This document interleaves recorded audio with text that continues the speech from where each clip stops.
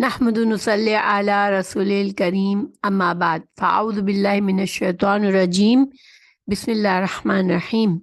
ہم قرآن مجید کی تفسیر کر رہے ہیں اور سورہ البقرہ کی آیت نمبر 100 پر پہنچے ہوئے ہیں، تو ہم شروع کرتے ہیں۔ اعوذ باللہ من الشیطان الرجیم بسم اللہ الرحمن الرحیم۔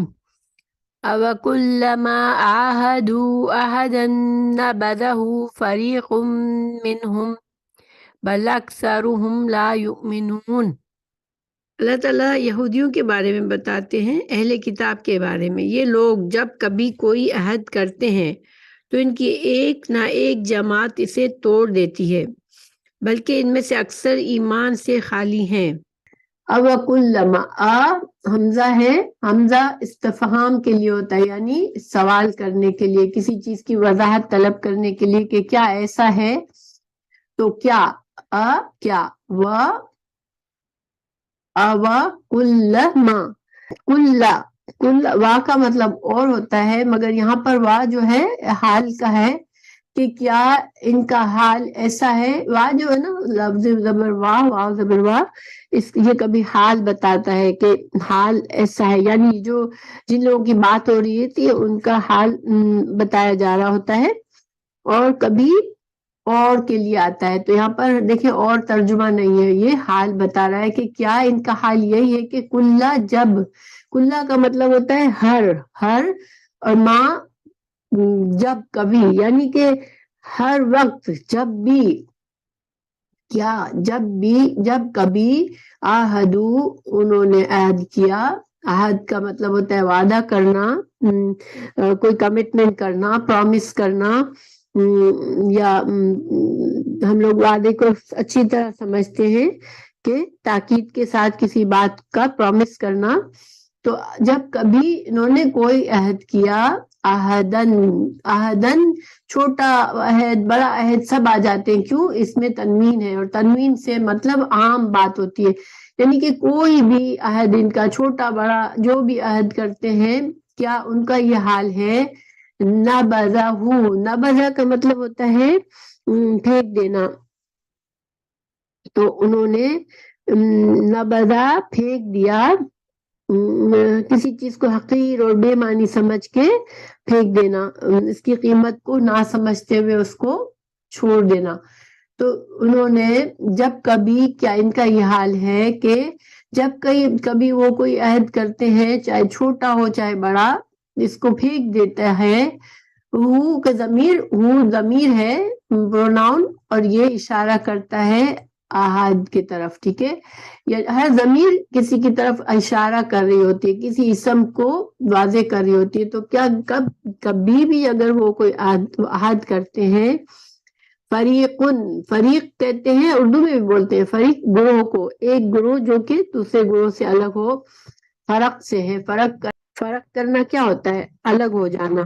تو اسی وجہ سے فریق کا مطلب ایک گروہ، کیونکہ گروہ جو ہوتا ہے وہ دوسرے لوگوں سے الگ بن جاتا ہے۔ تو ایک گروہ منہم، ان میں سے، تو یعنی کہ اللہ سبحانہ تعالیٰ فرما رہے ہیں کہ ان کا یہ حال ہے کہ جب کبھی بھی کوئی عہد کرتے ہیں، اس عہد کو ان میں سے کوئی نہ کوئی گروہ توڑ دیتا ہے۔ یہ یہاں پر یہودیوں ہی کی بات ہو رہی ہے۔ پھر اللہ تعالیٰ فرما رہے ہیں بل کا مطلب ہوتا ہے بلکہ، اور بل عربی میں کیوں استعمال ہوتا ہے کہ اللہ تعالیٰ یہاں پر یہ جو بات کہی گئی ایسا نہیں، بلکہ اصل بات یہ ہے، ٹھیک ہے؟ یہ اس مطلب سے آتا ہے کہ پچھلی بات جو کہی گئی وہ نہیں، بلکہ یہ بات زیادہ صحیح ہے۔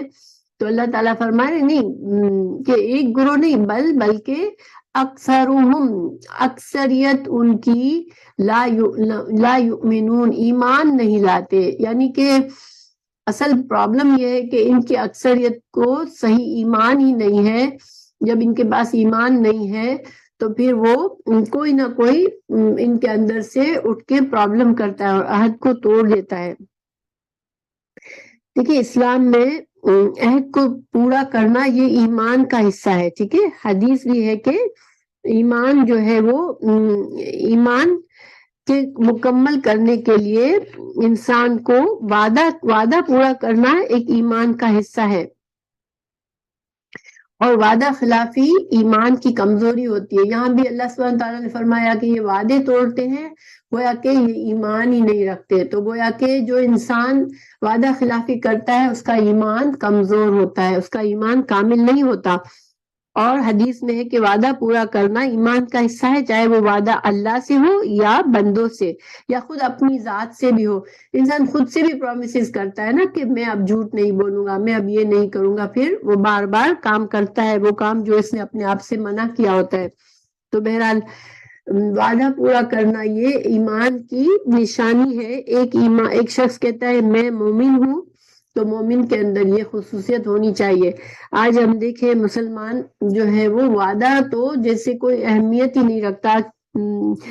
مسلمانوں میں آپ جائیں کسی دکاندار کے پاس جائیں، کسی دوست سے نے کہا ہو اچھا ہم فلاں وقت پر ملیں گے، نہ وہ آپ کو ملے گا، نہ کوئی دکاندار آپ کا کام کرے گا، یا کسی بھی قسم کا کوئی بھی عہد جو ہے وہ صرف لوگوں کو بس بات جیسے کہ ٹالنے کے لیے ہوتا ہے کہ ٹال دو بھائی وعدہ کر کے، پھر وعدہ کسے پورا کرنا ہے.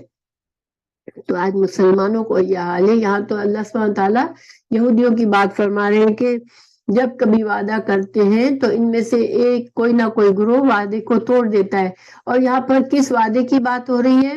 کیونکہ تورات میں ان سے وعدہ لیا گیا تھا کہ رسول اللہ صلی اللہ علیہ وسلم آئیں گے تو وہ ان پر ایمان بھی لائیں گے اور ان کی مدد بھی کریں گے. تو گویا جب آپ صلی اللہ علیہ وسلم آئے تو انہوں نے کہہ دیا کہ نہیں ہم نے ایسا کوئی وعدہ کیا ہی نہیں ہے، یعنی کہ نہ صرف وعدہ توڑا بلکہ وعدہ کرنے سے ہی انکار کر دیا.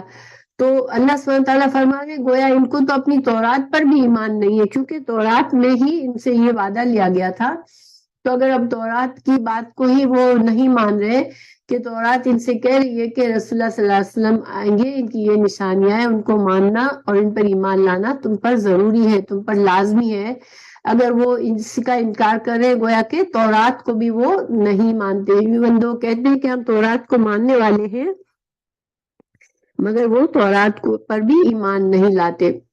تو مسلمانوں کو اس آیت کے آئینے میں اپنے آپ کو دیکھنا چاہیے کہ کیا ہم وعدے پورے کرتے ہیں، اور اگر نہیں تو ہمیں بہت کوشش کرنی چاہیے کہ ہم یہ عادت ڈالیں، کیونکہ وعدہ پورا کرنا ایمان کا حصہ ہے.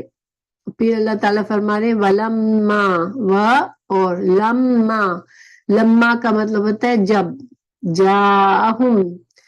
جب، آئے ان کے پاس، ہم ضمیر ہے، ہم کہاں جا رہی ہے؟ انہی لوگوں کی بات ہو رہی ہے جس کی بات چل رہی ہے، یعنی کہ یہودیوں کی بات چل رہی ہے. تو جب آئی ان کے پاس رسول ایک رسول، یہاں پر رسول اللہ صلی اللہ علیہ وسلم کی بات ہو رہی ہے تو الرسول ہونا چاہیے کیونکہ خاص رسول کی بات ہو رہی ہے.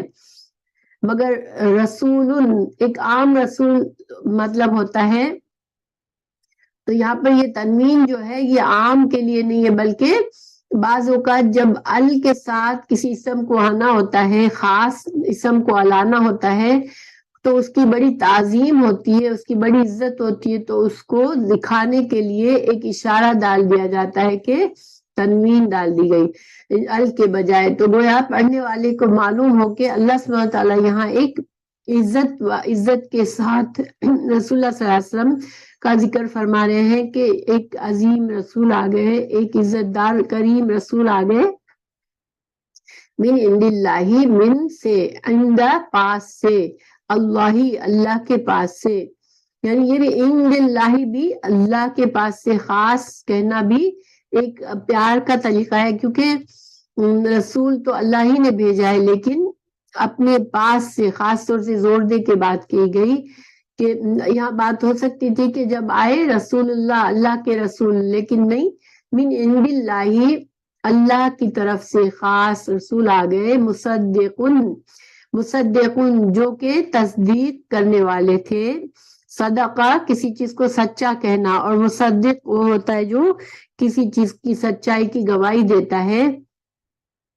تو چونکہ قرآن بھی اور رسول صلی اللہ علیہ وسلم بھی تورات میں جو آپ صلی اللہ علیہ وسلم کے بارے میں باتیں تھی اس کی تصدیق کر رہے ہیں، اور تورات میں جو اللہ تعالیٰ نے باتیں نازل فرمائی ان کے احکامات ان کی تصدیق کرتا ہے، اس لیے مصدقن جو تصدیق کرتا ہے، جو سچا بتانے والا ہے کہ ہاں تورات بھی اللہ کی کتاب تھی اور یہ قرآن بھی، لیما لیے ماں جو معہم جو ان کے پاس ہے، یعنی کہ جو تورات ان کے پاس ہے، قرآن تو اس کی تصدیق ہی کرنے والا ہے، لیکن انہوں نے کیا کیا؟ نبدا پھینک دیا، فریقن ایک گروہ نے، من الذین من سے، الذین ان لوگوں میں سے، اوتو دیے گئے، جو دیے گئے، الکتاب کتاب اللہ اللہ کی کتاب کو، ورا پیچھے، ورا کا مطلب آگے بھی ہو سکتا ہے اور پیچھے بھی ہو سکتا ہے، تو پھینک دیا پیچھے، ظہورہم ظہور ظہر کی جمع ہے، ظہر کا مطلب ہوتا ہے پیٹھ، ان کے پیٹھ کے پیچھے پھینک دیا۔ اور یہ ایک محاورہ ہے کہ کسی چیز کو پیٹھ کے پیچھے پھینکنا، انہوں نے لٹرلی نہیں پھینکا تھا لیکن انہوں نے عمل نہیں کیا اس پر، جب ہم اللہ کی کتاب اس لیے آتی ہے کہ اس پر عمل کیا جائے، اس پر ایمان لایا جائے، اگر انسان اس پر عمل نہیں کرتا تو گویا اس کو اپنی پیٹھ کے پیچھے پھینک دیتا ہے۔ کأنہم کا معنی انا بے شک ہوں، گویا کہ وہ لا نہیں یعلمون جیسے ان کو پتہ ہی نہیں ہے کہ یہ اللہ کی کتاب ہے، جیسے اس کو پہچانتے ہی نہیں ہے، تو اس طرح سے انہوں نے کتاب اللہ کو پھینک دیا۔ اب یہاں پر کتاب اللہ کے دو ترجمے کیے گئے، ایک قرآن اور ایک تورات۔ تو قرآن کیسے کہ جب آپ صلی اللہ علیہ وسلم نے قرآن کو پیش کیا، آپ صلی اللہ علیہ وسلم آئے تو انہوں نے اللہ کی کتاب کو بھی نہیں مانا، اللہ کے رسول کو بھی نہیں مانا، تو گویا انہوں نے اس کو اپنی پیٹھوں کے پیچھے پھینک دیا۔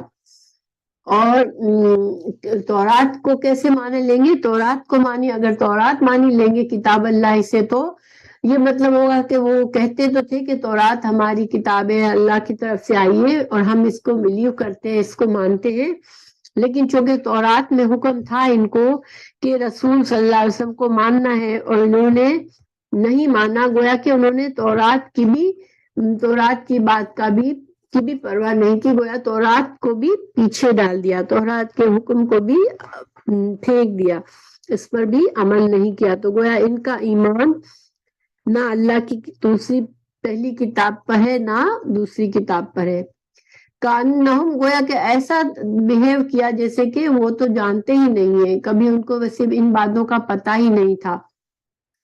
تو اب ہم دیکھیں، اب مسلمان کیسے سوچے کہ قرآن ہماری کتاب ہے، ہر مسلمان یہ جانتا ہے، اور قرآن کی ہمیں پتہ ہے قرآن کی عظمت ہے، اسی لیے ہم اس کو اپنے گھروں میں اچھی جگہ پہ رکھتے ہیں اور صاف ستھرا کر کے رکھتے ہیں، جگہ صاف رکھتے ہیں، قرآن کو بعض اوقات لپیٹ کر رکھتے ہیں، گویا ہمیں پتہ ہے یہ اللہ کی کتاب ہے، ہم اس کی عزت کرتے ہیں، لیکن اللہ کی کتاب کا ایک مقصد ہے، اللہ کی کتاب کو اگر ہم صرف اپنے جلد میں بند کر کے اوپر الماری پر رکھ دیتے ہیں تو اس کا حق ہم نہیں ادا کر رہے، بلکہ ہم اس کو پیٹھ کے پیچھے ہی پھینک رہے ہیں، اس کو اگنور کر رہے ہیں، ہم نے جاننے کی کوشش ہی نہیں کی کہ یہ کتاب میں اللہ نے ہم سے کیا فرمایا ہے۔ اللہ نے ہمیں قرآن ہم سے خطاب فرمایا ہے اور ہمیں بہت سی باتیں سمجھائی ہیں، تو ہم اگر کسی کی بات کو سنے بھی نہ اور کہیں ہم اس کی عزت کرتے ہیں تو یہ کیسی عزت ہے؟ عزت تو وہ ہوتی ہے جو انسان کسی کی بات پر غور کرے، سنے، اس پر عمل کرنے کی کوشش کرے۔ تو قرآن کے حقوق ہیں ہم پر کہ ہم اس کو پڑھیں، اس کے الفاظ کو سیکھیں، اس کے معنی کو سیکھیں، اس کی تفسیر کو سیکھیں، پھر اس پر عمل کرنے کی کوشش کریں اور اس کو پھر دوسروں کو سکھائیں۔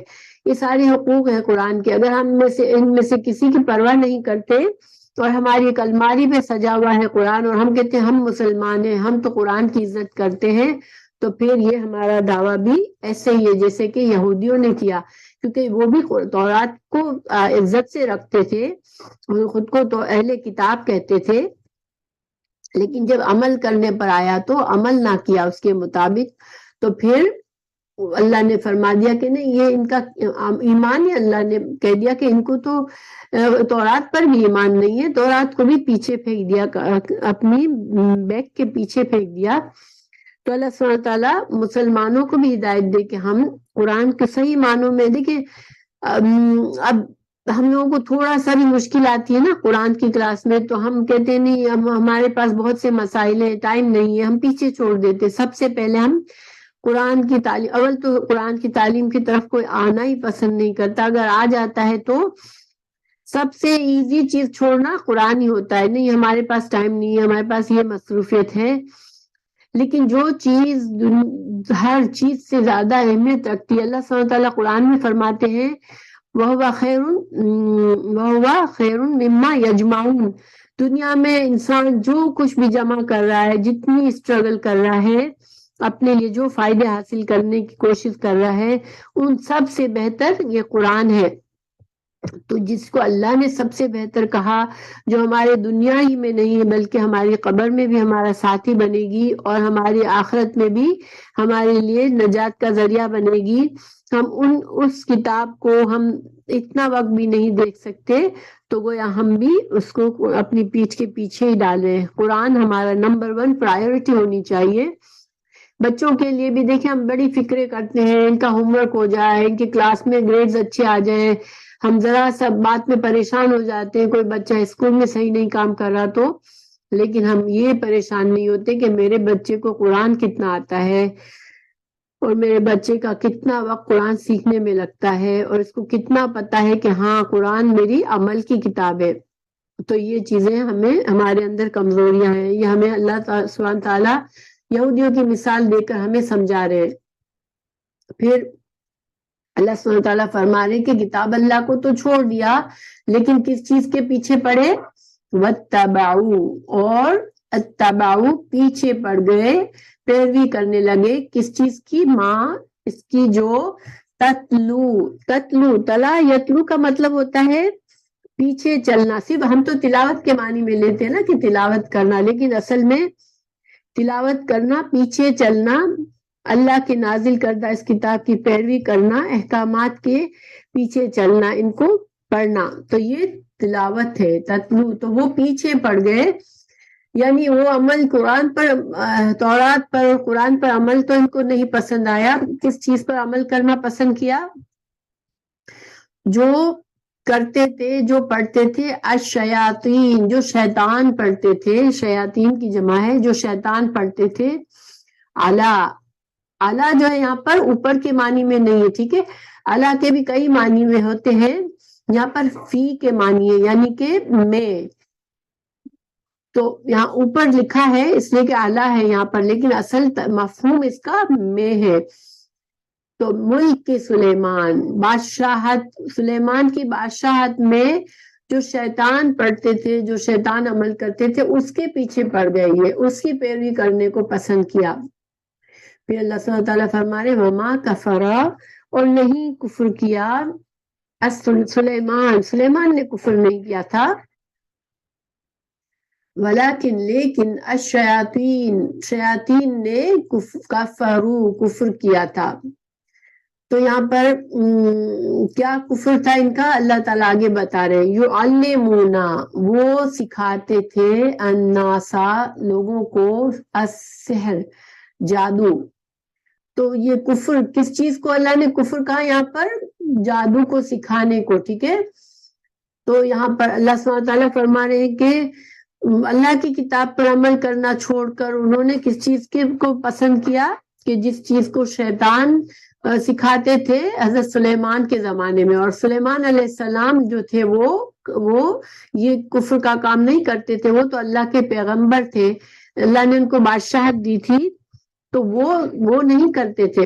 اب اس کتاب میں اس آیت میں ایکچولی حضرت سلیمان علیہ السلام کے بارے میں یہودی بڑا غلط عقیدہ رکھتے ہیں۔ آپ سب نے سلیمان علیہ السلام کا نام سنا ہوگا، بادشاہ تھے، اللہ نے ان کو اتنی بادشاہت دی تھی کہ وہ جنوں پر، پرندوں پر اور انسانوں پر، سب پر حکومت کرتے تھے، یہاں تک کہ ہوا بھی ان کے اشارے پر چلتی تھی. اگر ان کو ایک جگہ سے دوسری جگہ جانا ہوتا تھا تو ہوا ان کی سواری کو تیزی سے لے کے جاتی تھی. تو اللہ سبحانہ تعالیٰ نے یہ سارے معجزات حضرت سلیمان علیہ السلام کو دیے تھے. لیکن مسئلہ یہ تھا کہ حضرت سلیمان علیہ السلام کے زمانے میں جادو بڑے زوروں پر تھا. لوگوں کو بڑا دلچسپی تھی جادو سے. اور جو شیطان ہوتے ہیں وہ انسان بھی شیطان ہو سکتے ہیں اور جن بھی شیطان ہو سکتے تھے. تو جن اور انسان شیطان مل کے بڑا جادو کا زور چڑھا ہوا تھا. اور حضرت سلیمان علیہ السلام نے اس چیز کو ختم کرنے کے لیے اصل میں جادو کیسے کرتے تھے. وہ جادو جو بلیک میجک جس کو ہم کہتے ہیں، جادو کے لیے اصل میں جنوں کی جو جن ڈیول ہوتے ہیں نا، جن شیطان، ان کی مدد لی جاتی ہے. ٹھیک ہے، وہ پھر ان کو کچھ ایسے جیسے کلمات، ایسے الفاظ سکھاتے تھے جن کو سرٹن ٹائم پہ ریپیٹ کرنا پڑتا تھا. اور جادو کے لیے گندی حالت میں رہنا پڑتا تھا، یعنی کہ پاکیزگی میں انسان جادو نہیں کر سکتا ایک مومن کے لیے. اسی لیے طہارت بہت ضروری ہے. ہمیں یہاں تک سکھایا گیا ہے باتھ روم میں جا کے اپنے آپ کو کیسے ہم صاف کریں. اور ہم جنابت کے لیے اور جب گندگی ہو تو ہمیں طہارت کا غسل کرنا پڑتا ہے. ہر جمعے کو غسل کرنا پڑتا ہے. نماز کے لیے وضو کرنا پڑتا ہے. گویا ایک مسلمان ہمیشہ طہارت کی حالت میں ہوتا ہے. پھر اس کا عقیدہ وہ صحیح رکھتا ہے، شرک نہیں کرتا. تو شرک سے بھی انسان کے اندر پلیدی، گندگی آ جاتی ہے. تو یہ ساری پاکیزگی مومن کو اللہ نے سکھائی ہے. لیکن ایک انسان کو اگر جادو سے انٹرسٹ ہوتا ہے تو اس کو سب سے پہلے بہت گندا رہنا پڑتا ہے اور اس کو شرکیہ کلمات کرنے پڑتے ہیں، اس کو شرکیہ عمل کرنے پڑتے ہیں تاکہ وہ مانوی اور جسمانی طور پر ناپاک رہتا ہے. جب وہ ناپاک رہتا ہے تو شیطان، جن جو ہوتے ہیں وہ اس کو پسند کرتے ہیں، اس کے دوست بن جاتے ہیں. پھر وہ ان کی خوشی کے کام کرتا ہے کہ وہ ایسی باتیں کرتا ہے جس سے اللہ سبحانہ تعالیٰ کی شان میں گستاخی کی باتیں کرتا ہے، یا ایسی باتیں کرتا ہے جس سے شیطان خوش ہوتا ہے. تو پھر وہ شیطان اس کی مدد کرتے تھے. پھر وہ اس کو سکھاتے تھے کہ جادو کیسے کرنا ہے. تو وہ جادو جو ہے ایگزسٹ کرتا ہے. یہ نہیں کہ جادو خیالی بات نہیں ہے. ایک جادو جو ہے وہ ایگزسٹ کرتا ہے اور اس کا اثر بھی ہوتا ہے. وہ انسان اپنی گندی خواہشات پوری کرنے کے لیے یہ آسان طریقہ ان کا ہوتا تھا کہ جادو کے ذریعے وہ اپنے خواہشات پوری کرے. حضرت سلیمان علیہ السلام نے وہ سارے فارمولے جو یہ لوگ جادو کے لیے کرتے تھے ان کو جمع کیا اور اپنے تخت کے نیچے دفن کر دیا. اور جو لوگ جادو میں دلچسپی لیتے تھے ان کو سخت سزائیں دی. لیکن جب ان کا انتقال ہو گیا تو شیطان جنہوں نے انسانوں کو بتایا کہ کہاں پر چھپا ہوا ہے یہ ساری چیزیں کہاں چھپی ہوئی ہے، اور انہوں نے نکال لی اس کو. اور پھر یہ بات عام کر دی کہ حضرت سلیمان علیہ السلام اصل میں اللہ کے نبی نہیں تھے بلکہ جادوگر تھے، اور جادو کے ذریعے سے وہ حکومت کرتے تھے. تو آپ دیکھیں کہ یہ جو ہے کرسچنز اور جوز حضرت سلیمان علیہ السلام کو نبی نہیں مانتے، اس کو ان کی عزت نہیں کرتے بلکہ ان کے بارے میں غلط قسم کی باتیں کرتے. اللہ سبحانہ تعالیٰ نے قرآن میں ان کی عزت کو بحال کیا کہ نہیں، حضرت سلیمان علیہ السلام اللہ کے نیک بندے تھے. وہ اللہ کفر نہیں کرتے تھے جادو کر کے، اور جادو کرنا کفریہ عمل ہے، اس سے ایمان چلا جاتا ہے. جب انسان جادو کرتا ہے تو اس کے اندر ایمان نہیں رہتا. سحر کہتے ہیں اس کو، سین ہارا سحر. اور ساحر وہ ہوتا ہے جو کہ جادوگر ہوتا ہے. ساحر اس کے کئی طریقے ہوتے ہیں. یہ جو فورچون ٹیلرز ہوتے ہیں وہ بھی دیکھیں غیب کا علم صرف اللہ جانتا ہے. تو یہ جو کچھ ہوتے ہیں نا پیر فقیر جس کے پاس لوگ جاتے ہیں اور پوچھتے ہیں اپنے قسمت کا حال اور ہاتھ دکھانا، یہ ساری چیزیں اسی ضمن میں آتی ہے. اور یہ ساری چیزیں ایمان کے خلافی ہے. ایک مسلمان کو بھروسہ رکھنا چاہیے کہ اللہ ہی ہر چیز پر قادر ہے اور غیب کا علم صرف اللہ رکھتا ہے۔ شیطان کس طرح سے تھوڑی باتیں بتا دیتے تھے کہ شیاطین رسول اللہ صلی اللہ علیہ وسلم سے پہلے، ان کی بعثت سے پہلے وہ آسمانوں پر جا کے چھپ جاتے تھے، اور فرشتے جب کوئی اللہ سبحانہ تعالیٰ کی طرف سے کوئی احکام نازل ہوتا تو جو کہ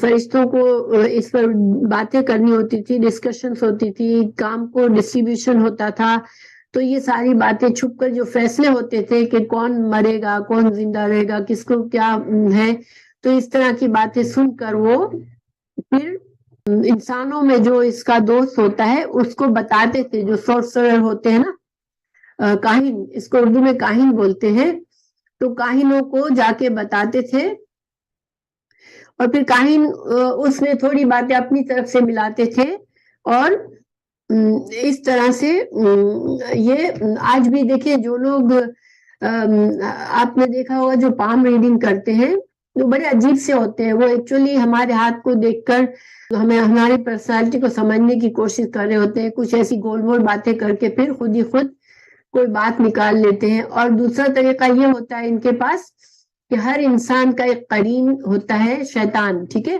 ہر انسان کے پیچھے ایک شیطان ہوتا ہے، تو وہ شیطان اس کی باتیں سنتا ہے۔ جیسے اگر ہم کسی کے پیٹھ پیچھے سے بات کر رہے ہیں یا کوئی ہم کسی کو اپنی باتیں بتا رہے ہیں تو وہ شیطان وہ باتیں سن لیتا ہے، اور وہ پھر اس جو ایسے لوگ ہوتے ہیں جو فیوچر کی باتیں اور بتاتے ہیں ان کو جا کے اس کے شیطان اس کے قرین کو باتیں بتاتا ہے۔ اس طرح سے یہ شیطان ایک دوسرے سے بات کر کے وہ مدد کرتے ہیں، یعنی کہ جادو میں ہمیشہ شیطان شامل ہوتا ہے جادو کے لیے، اور جتنا زیادہ پکا جادوگر ہے اتنے زیادہ شیطان اس کے ساتھ ہوتے ہیں، اس کے مددگار۔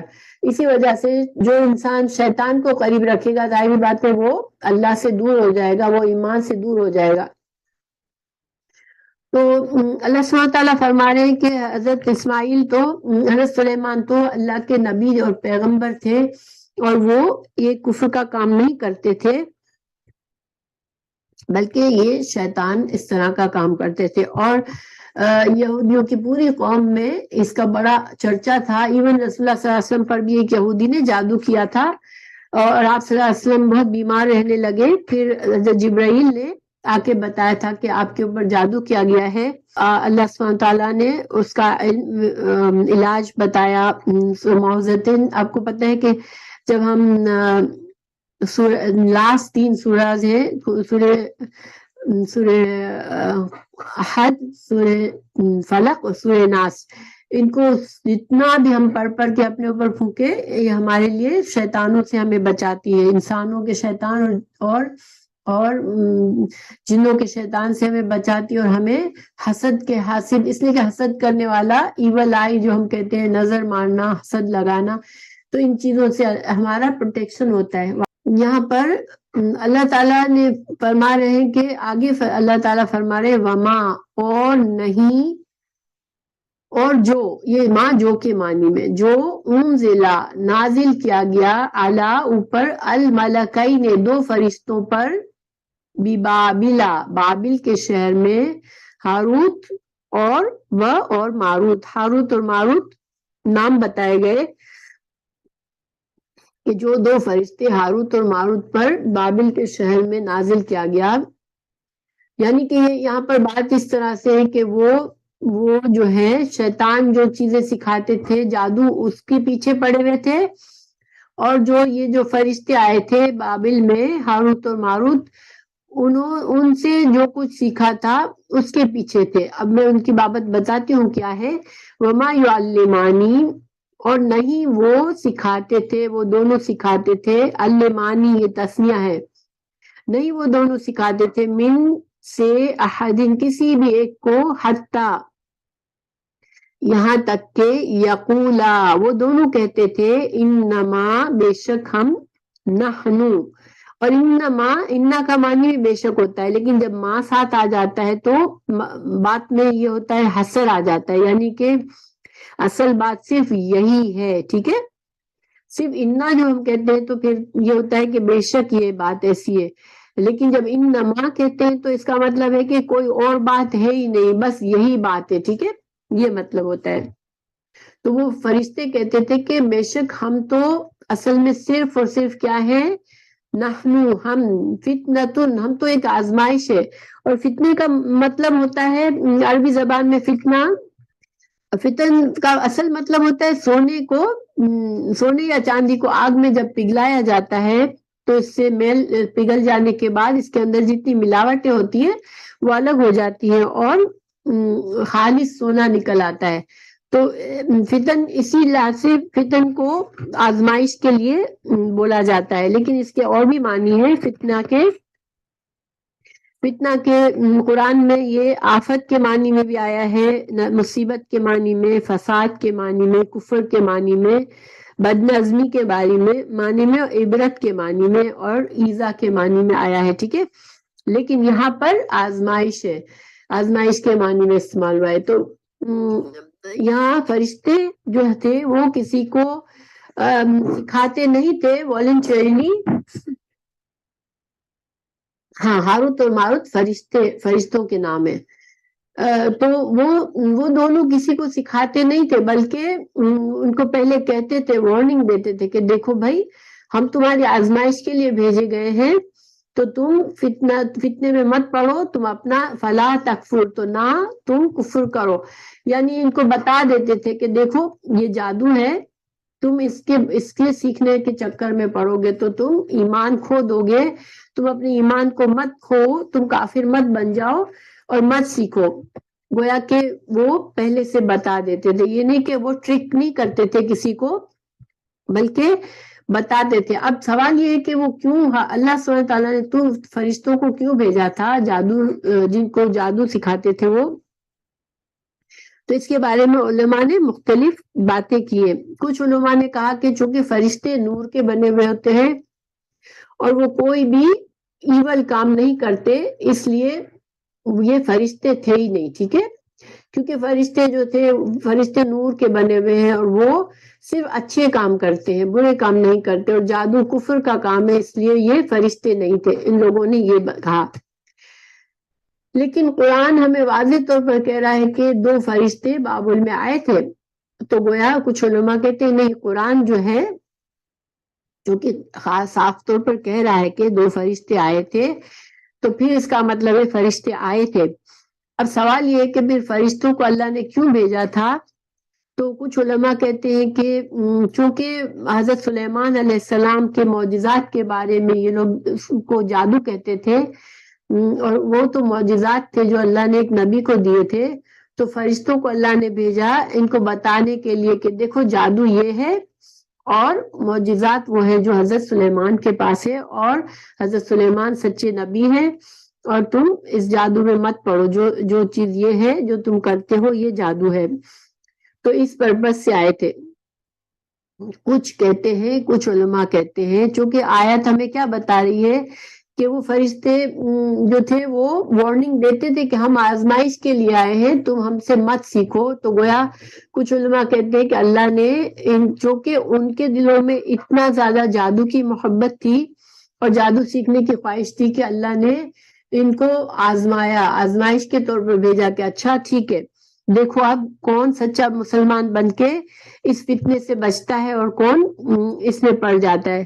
دیکھیے آزمائش جو ہے نا، جیسے آزمائش کا ہم دیکھیں کہ سونے کو جلایا جاتا ہے، اب جلانے کا کام تو اچھا نہیں ہوتا، لیکن جلنے کے بعد ہی وہ سونا خالص بنتا ہے۔ اسی طرح ایک انسان جب تکلیف آتی ہے، دیکھیں ہماری زندگی میں ہر چیز ہماری مرضی کے مطابق ہو رہی ہوتی ہے نا، تو ہماری اصلاح نہیں ہوتی، ہم اپنے آپ کو ہمیشہ صحیح سمجھتے ہیں، اور ہمارے اندر جو برائیاں ہوتی ہیں وہ کبھی دور نہیں ہوتی۔ لیکن جب اللہ تعالیٰ کوئی بیماری دیتا ہے ہمیں یا کوئی مشکل آ پڑتی ہے اچانک، تو انسان بعض اوقات اس آزمائش کی وجہ سے سدھر جاتا ہے، اس کو اپنی غلطی کا احساس ہوتا ہے اور وہ اچھا انسان بن جاتا ہے۔ تو اور جو انسان آزمائش سے فیل ہو جاتا ہے اور آزمائش میں فائٹ نہیں کرتا، اپنی خواہشات میں گر جاتا ہے، تو پھر وہ بالکل ناکام ہو جاتا ہے۔ گویا کہ ایک اچھے مسلمان اور ایک منہ زبانی خالی زبان اسلام کا دعویٰ کرنے والے میں فرق بھی آزمائش سے ہوتا ہے۔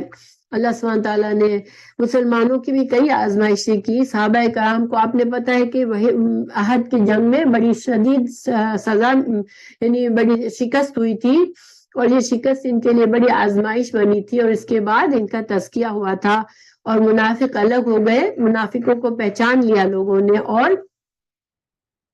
اچھے مسلمانوں کو بھی پہچان لیا۔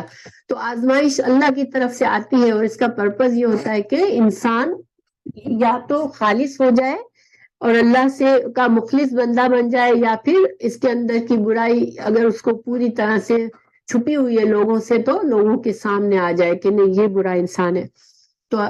تو علماء یہ کہتے ہیں کہ اصل فرشتے آئے تھے، مگر ان کا یہ پرپس تھا کہ چونکہ ان کے اندر بڑی جادو کی بڑی محبت تھی، تو ان کی آزمائش کے لیے اور اس محبت کو نکالنے کے لیے آیا تھا کہ یہ بری چیز ہے، تو انسان اچھی اور بری کو سامنے سامنے دیکھ لیتا ہے، جبھی وہ بری سے بچ سکتا ہے۔ اور پھر وہ بتاتے بھی تھے کہ یہ تم کرو گے تو کافر بن جاؤ گے۔ تو اس وجہ سے یہ چیز زیادہ صحیح اوپینین ہے کہ واقعی میں وہ فرشتے تھے، اور وہ لوگوں کو سمجھاتے تھے کہ مت جادو سیکھو، پھر بھی اگر کوئی انسسٹ کرتا تو اس کو سکھاتے تھے، اور پھر جو سیکھتا تھا وہ کافر بن جاتا تھا، اس کا ایمان چلا جاتا تھا، اس کے سینے سے ایک نور ہوتا ہے جو ایمان کا، وہ نکل جاتا تھا۔ تو اللہ تعالیٰ فرما رہے فَيَتَعَلَّمُونَ، تو وہ سیکھتے تھے منہما ان دونوں سے، ما یفرقون، جو فرق تفریق ڈالتا ہے، فرق کرنا تفریق ڈالنا، بھی ساتھ اس جادو کے، ہی ضمیر جادو کی طرف جا رہی ہے کہ وہ سیکھتے تھے ماں جو ہے، ماں یہ جادو کیا ہے، جادو کے لیے کہ وہ جادو جو کہ جس کے ذریعے وہ تفریق ڈالتے تھے بینا درمیان المرء شوہر کے،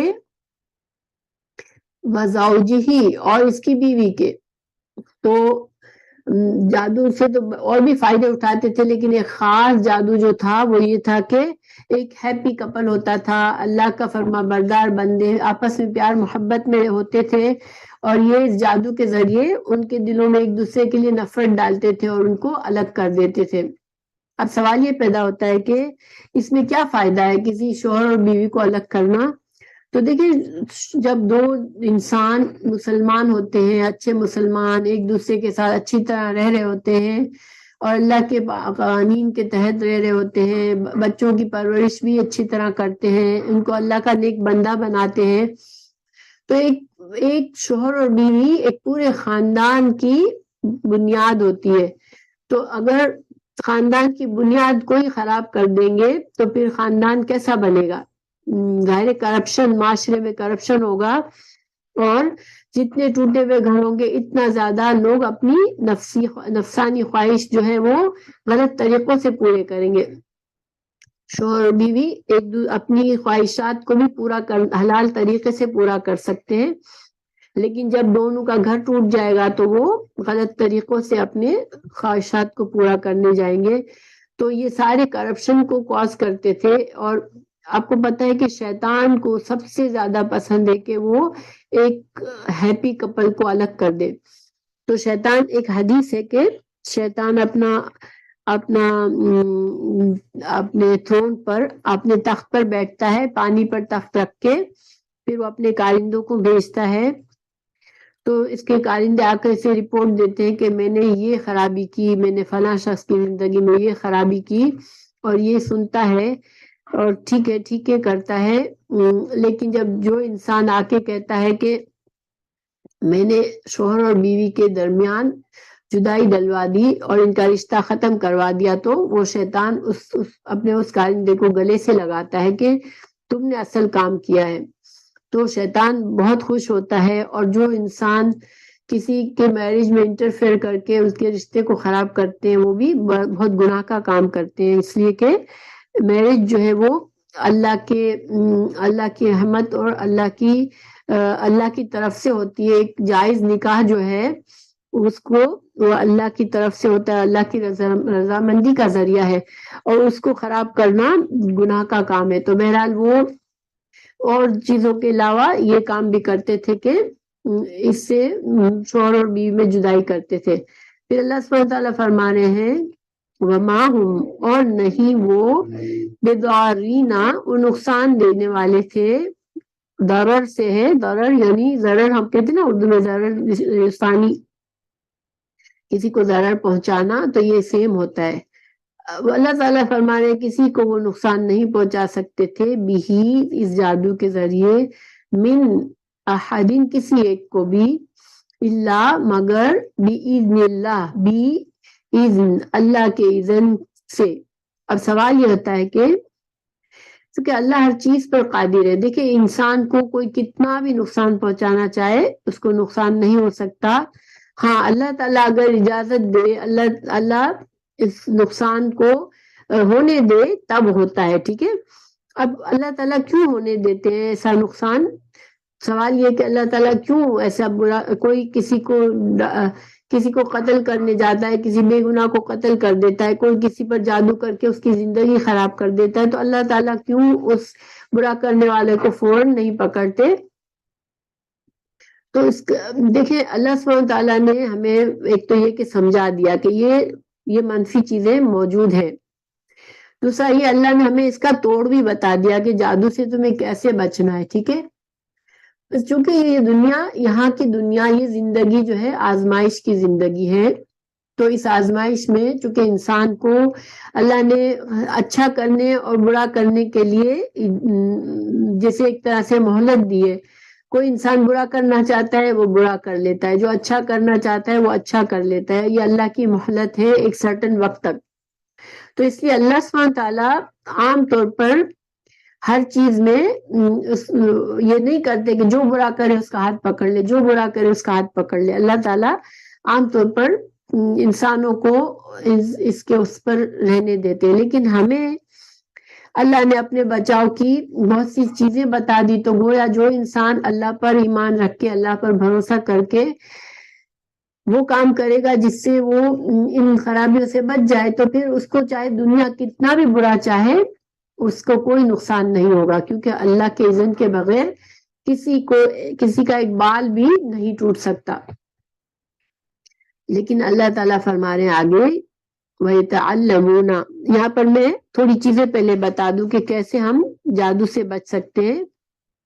اللہ سبحانہ تعالیٰ پہلی بات ایمان کے ساتھ انسان نیک اعمال کرتا رہے اور اللہ کے احکامات کو مانتا رہے، ٹھیک ہے۔ نماز، روزہ، زکوٰۃ، یہ ساری چیزیں کرنے والا ایک بندہ اللہ کی پروٹیکشن میں ہوتا ہے، جو اللہ کا نیک بندہ ہوتا ہے، جو اللہ کے ہر حکم کی عزت کرتا ہے، اس کو مانتا ہے، اس کو اللہ کا خاص حفاظت ہوتی ہے۔ پھر حرام کاموں کو چھوڑ دے بالکل۔ جب ہم حرام کام کرتے ہیں تو شیطان کو موقع ملتا ہے ہمارے اوپر حاوی ہونے کا، اور پھر ہم پر منفی چیزیں اثر کرتی ہیں۔ پھر اگر کوئی غلطی ہو جائے، گناہ ہو جائے، تو فوراً توبہ استغفار کر لے انسان، پھر نجاستوں سے پاک رہے، ٹھیک ہے۔ اپنے جسم کو پاک رکھے اور اپنی روح کو پاک رکھے اللہ کے کلام سے، اور اللہ کی بتائی ہوئی پاک چیزوں کے ساتھ رہے، ناپاک چیزوں سے دور رہے، جسمانی اور روحانی طور پر اپنے آپ کو پاک صاف رکھے۔ تو اور پھر اس کے علاوہ کیا کرے؟ سورہ بقرہ کو پڑھتا رہے، مسنون اذکار، صبح شام کے اذکار جو اللہ نے حفاظت کی دعائیں بتائی ہیں وہ پڑھے انسان۔ پھر معوذتیں جو قل فلق اور سورہ ناس کی صورتوں کو پڑھ کے پھونکتا رہے اپنے باڈی پر، آیت الکرسی پڑھتا رہے، صبح شام کی دعائیں پڑھے، گھر میں داخل ہونے کی دعا، گھر سے نکلنے کی دعا پڑھے، سواری پر جائے تو اس کی دعا پڑھے، بیت الخلاء میں جائے تو اس کی دعا پڑھے، اور مسنون اذکار انسان کی حفاظت کرتے ہیں، ٹھیک ہے۔ پھر کسی سحر زدہ انسان کو دیکھے تو اللہ سے دعا مانگے اور شکر کرے کہ اللہ نے اسے محفوظ رکھا ہے، کسی کا مذاق نہ اڑائے، اور اس کی باتیں، اس کے بارے میں باتیں نہ بنائے، کیونکہ جس مصیبت میں وہ مبتلا ہے وہ مصیبت پھر انسان کو خود بھی لگ سکتی ہے۔ پھر اجوا کھجور جو ہے اس میں بھی جادو کا توڑ ہے. حدیث ہے کہ صبح شام 7 کھجوریں کھائے، اس دن سے اس کوئی زہر یا جادو نقصان نہیں کرے گا. اور پھر جو شدید جذبات ہوتے ہیں نا، شدید غصہ، شدید غم، بہت زیادہ ہنسنا، بہت زیادہ کھانا، بہت زیادہ سونا، یہ سب شیطان کے اثرات سے ہوتا ہے. اللہ سبحانہ تعالیٰ نے ہمیں ایک بیلنس زندگی کو پسند کیا ہے ہمارے لیے. تو ہمارے اندر جو بھی شدت کے جذبات ہیں نا، ان کو انسان کو چاہیے کہ وہ ان سے بچنے کی کوشش کرے، ان کو کنٹرول کرے، کیونکہ ان کا نقصان صرف دوسروں کو نہیں ہوتا، ٹھیک ہے، بلکہ خود انسان کو بھی ہوتا ہے. تو جس انسان کو بہت جلدی غصہ آ جاتا ہے اور بہت شدید غصہ ہو جاتا ہے اس کا، جو انسان چھوٹی سی بات میں اتنا غم میں پڑ جاتا ہے کہ غم میں ڈوبنے لگتا ہے، اور چھوٹی سی بات میں اتنا ہنستا ہے کہ اس کو ہنستا چلا جاتا ہے، بات بات پر قہقہے لگاتا ہے، اور کھانا کھانے میں بھی اسراف کرتا ہے کہ بس وہ اس کو کسی بات پہ کنٹرول نہیں ہوتا. جب کھانا سامنے آئے تو وہ بس اس کو کھانا ضروری ہوتا ہے، سونا ہے تو سونا ہی ہے، سوتا چلا جاتا ہے. یہ سب چیزیں انسان کے لیے مضر ہے، اور اس سے شیطان جو ہے وہ اس کو موقع ملتا ہے اس انسان کو کنٹرول کرنے کا. تو یہ ساری چیزیں انسان کو اپنے بچاؤ کے لیے. کسی کو ایسا لگے کہ مجھے جو جادو کا اثر ہو گیا ہے تو وہ کسی جادوگر کے پاس اس کے علاج کے لیے نہ جائے، بلکہ اللہ کی جو مسنون طریقے ہیں، اللہ کی سے دعا مانگے، اور جو اللہ تعالیٰ کی طرف سے بتائے ہوئے طریقے ہیں ان سے علاج کرے، ٹھیک ہے. اس سے کہ جادو کے پاس جانا ہی کفر ہو جاتا ہے، جادوگر کی طرف جانا اور اس پر بلیو کرنا جو ہے وہ کفر ہے. تو انشاءاللہ یہ ساری چیزیں ہمیں بتائی گئی ہیں کہ جادو سے انسان کیسے بچے. مگر یہ منفی چیزیں اللہ نے رکھی ہے دنیا میں، اور اس سے انسان کی آزمائش ہے. تو اس لیے ہمیں بس سکھایا گیا ہے جو طریقہ ہمیں وہ کرنا ہے اور اپنی حفاظت کرنی ہے. اور دوسرا یہ کہ انسان کی خواہشات کو اپنے نظر رکھنی چاہیے.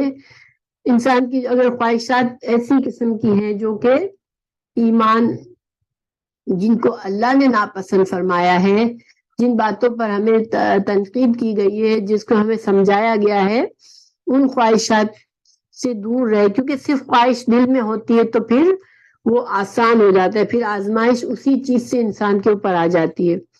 تو انسان کو اپنے آپ کو اس طرح سے سنبھالنا چاہیے.